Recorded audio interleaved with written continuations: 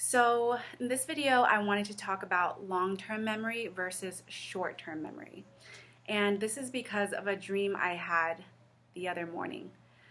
I was in a school, I'm always in a school in my astral realm, and I am learning from this teacher, and we're having a very long discussion, and I remember all this. Like, my long-term memory is remembering that we're having a very important discussion.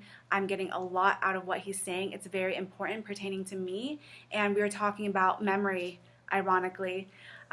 He was giving me tips to remember, and I was like taking mental notes in my astral dream, and then he was giving me exercise to remember.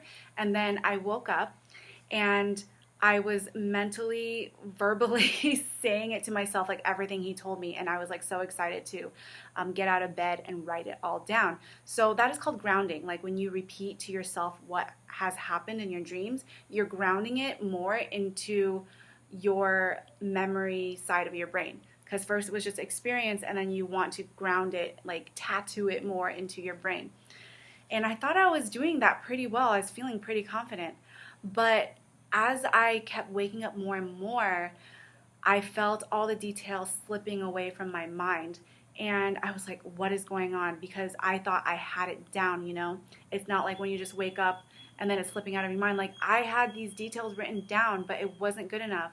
So I had a thought that something was doing this to me. Like, there's some sort of like memory eraser being or device that's contributing to us not being able to hold on to memories as long.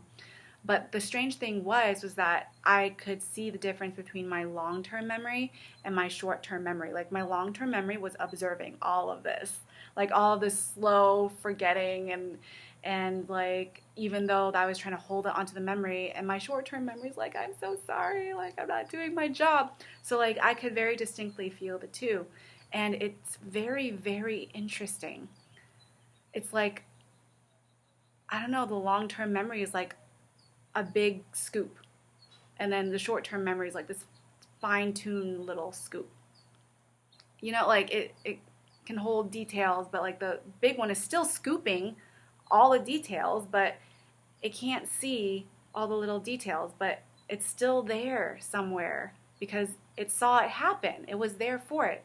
So I'm kind of at lost at how they work, but I see that they do work in different ways, and there are two entities, the long-term and the short-term memory.